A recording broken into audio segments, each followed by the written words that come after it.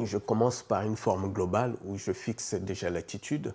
Si l'attitude, je la trouve intéressante, alors je la détaille, je travaille les détails du corps, tout ça.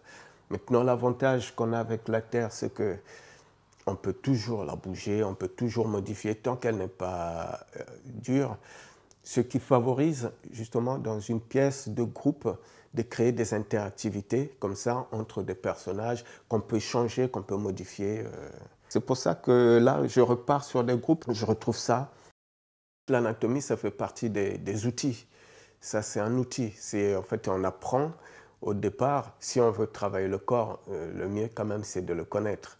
Parce qu'à partir du moment où on a cet outil-là, cet outil technique, quand on travaille, on ne se pose plus des questions, c'est-à-dire on ne va pas perdre le temps à se demander comment on fait un bras, comment on fait une tête, voilà. J'essaie d'éviter tout ce qui m'oblige à reproduire quelque chose, tout ce qui m'oblige à... Donc j'essaie de mettre le maximum possible de liberté dans mon travail. Voilà, ce qui me permet en fait parfois d'interpréter le corps, c'est-à-dire les corps que j'ai faits ne sont pas forcément anatomiquement justes. Il y a un côté symbolique de la Terre que j'aime bien et que j'essaie de ressortir dans mon travail.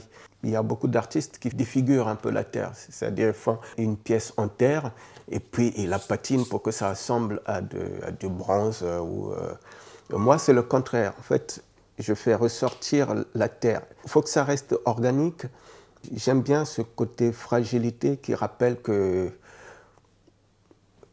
la vie peut être fragile, quoi. Mais bon, en même temps, elle est fragile, mais donc du coup, on revient à l'essentiel. On revient à l'instant de la vie.